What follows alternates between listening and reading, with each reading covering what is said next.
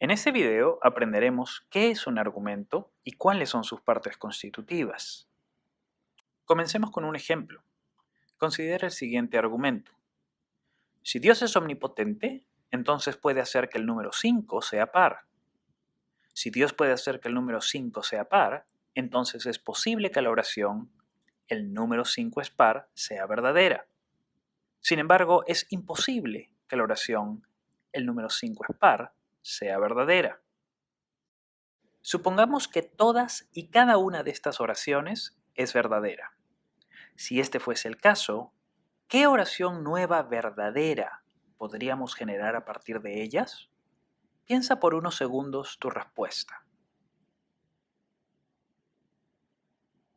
Correcto. Una oración sería, Dios no es omnipotente. Observa que no estoy diciendo que esta oración sea verdadera. Más aún, ni siquiera he dicho que alguna de las oraciones que tienes enfrente lo sea. El que de hecho sean verdaderas o falsas es completamente irrelevante para responder la pregunta planteada. Lo único que necesitamos para responderla es pensar en qué tendría que ser verdadero si todas las oraciones que aparecen arriba de la flecha púrpura fuesen verdaderas. La respuesta es inmediata. Si dichas oraciones fuesen verdaderas, Dios no sería omnipotente. Pregunta: ¿qué pasaría si alguna o todas las oraciones de arriba fueran falsas?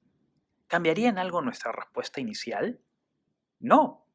Recuerda que el que dichas oraciones sean verdaderas o falsas es irrelevante para contestar la pregunta, ya que incluso si fueran falsas, la pregunta es, si todas ellas fuesen verdaderas, ¿qué más tendría que ser verdadero? Este es un punto sutil que es muy importante que entiendas. El siguiente ejemplo nos ayudará a afianzar la idea.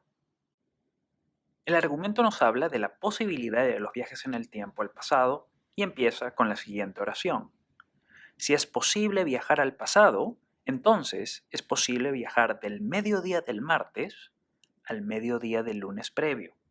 Antes de continuar con el argumento, entendamos bien lo que esta premisa nos dice. Aquí tenemos una representación del escenario descrito. El escenario es el siguiente. Imagina que se inventa la máquina del tiempo.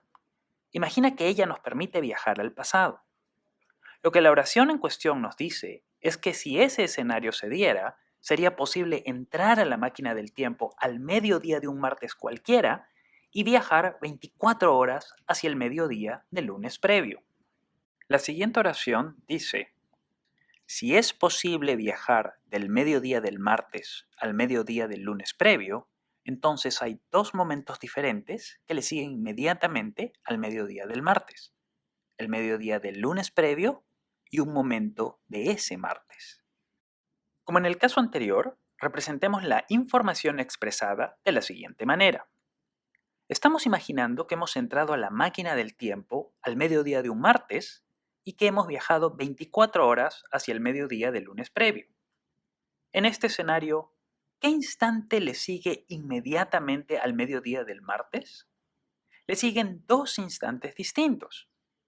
El instante inmediatamente después de que subimos a la máquina del tiempo, digamos las 12 con un segundo de ese martes, y también el instante inmediatamente después de que llegamos a destino, digamos las 12 con un segundo del lunes previo. Finalmente, la tercera oración dice lo siguiente, pero es imposible que un momento sea seguido inmediatamente por dos momentos diferentes.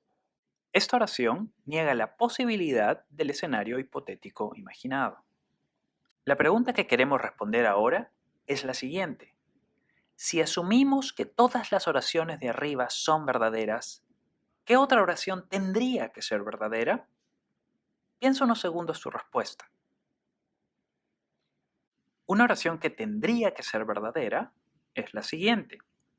Es imposible viajar al pasado. Como en el ejemplo anterior, para llegar a la respuesta es completamente irrelevante saber si las oraciones en cuestión son de hecho verdaderas o no.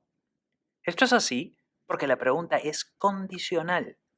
Ella nos dice, si asumimos que todas estas oraciones son verdaderas, ¿Qué otra oración tendría que ser verdadera? La palabra clave aquí es sí. Sí asumimos que todas estas oraciones son verdaderas. Veamos un último ejemplo que nos ayude a aclarar más las cosas. El siguiente es un argumento filosófico muy famoso sobre la existencia de Dios. Leámoslo por completo para luego detenernos en cada oración. Si Dios existe, entonces Dios es omnipotente, omnisciente y moralmente perfecto. Si Dios es omnipotente y el mal existe, entonces Dios puede erradicarlo. Si Dios es omnisciente y el mal existe, entonces Dios lo sabe. Si Dios es moralmente perfecto y el mal existe, entonces Dios quiere erradicarlo. El mal existe. Si Dios y el mal existen, entonces o Dios no puede erradicarlo, o no sabe que existe, o no quiere erradicarlo. La primera oración describe a Dios como poseedor de tres propiedades especiales. Esto si es que existe: la omnipotencia, la omnisciencia y la perfección moral. Que Dios sea omnipotente es que sea todopoderoso, es decir, que su poder no tenga límite. Que Dios sea omnisciente es que todo lo sepa, es decir, que su conocimiento no tenga límite. Finalmente, que Dios sea perfectamente moral es, entre otras cosas, que no desee nada malo para nada ni nadie. Cada una de las siguientes tres oraciones relacionará estas tres propiedades de Dios con la existencia del mal. La primera de ellas relaciona la omnipotencia de Dios y la existencia del mal con su poder para erradicarlo. La segunda relaciona su omnisciencia y la existencia del mal con su conocimiento de que existe. Por último, la tercera de ellas relaciona la perfección moral de Dios y la existencia del mal con su querer erradicar el mal. Todas estas oraciones se mueven a un nivel puramente conceptual. Sin embargo, la quinta oración es empírica. Ella afirma que el mal existe. La sexta y última oración relaciona las cuatro primeras oraciones conceptuales con la quinta oración empírica. Ella dice lo siguiente: si Dios y el mal existen, entonces o Dios no puede erradicarlo, o no sabe que existe, o no quiere erradicarlo. Pregunta: si todas estas oraciones fuesen verdaderas, ¿qué otra oración tendría que ser también verdadera? Piensa por un momento tu respuesta. Una oración que tendría que ser verdadera si las oraciones de arriba fuesen verdaderas es: Dios no existe. ¿Hemos demostrado con este argumento la no existencia de Dios? Bueno, eso depende de lo que entiendas por demostración. Si lo que quieres decir es que todo ser racional que acepte que las oraciones de arriba son verdaderas está obligado a aceptar, en tanto ser racional, que Dios no existe, la respuesta es sí, lo hemos demostrado.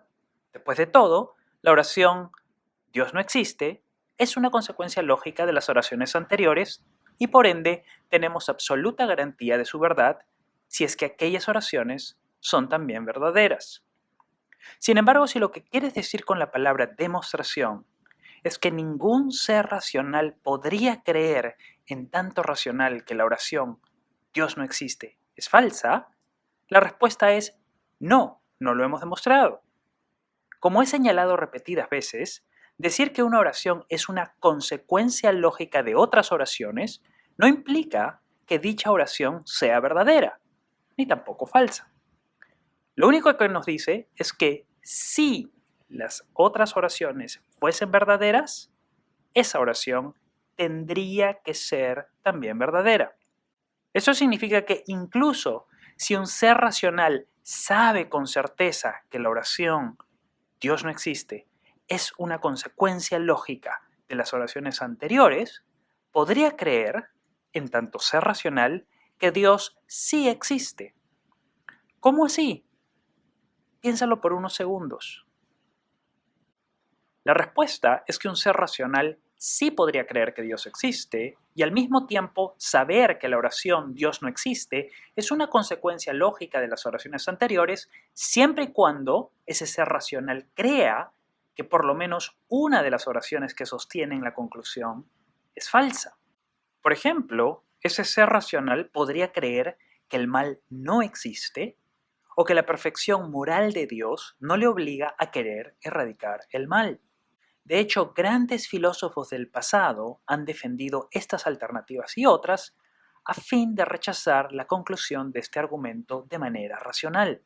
No es el momento para discutir los méritos de estas alternativas. Lo único que debería quedar claro es que si bien estamos racionalmente obligados a aceptar que la conclusión es una consecuencia lógica de las premisas, es decir, que es una consecuencia lógica de las oraciones que aparecen arriba de la flecha, no estamos igualmente obligados a aceptar que dichas premisas son verdaderas. Si no te quedó completamente claro por qué, te sugiero que detengas este video y vuelvas a escuchar las razones dadas. Ahora estamos listos para responder la pregunta de fondo.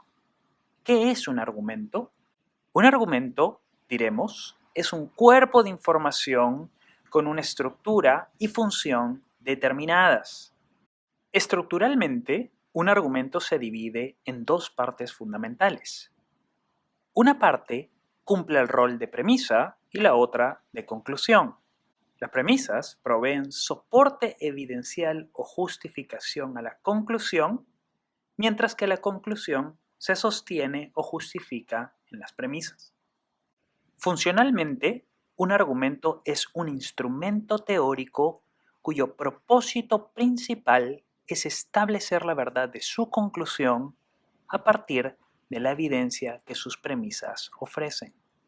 Para finalizar, podemos decir que la consecuencia lógica es una relación que puede mantener la conclusión de un argumento con sus premisas. Como la lógica es el estudio riguroso y sistemático de la consecuencia lógica, la lógica estudiará con especial detenimiento la estructura de los argumentos. Más adelante nos ocuparemos de este punto.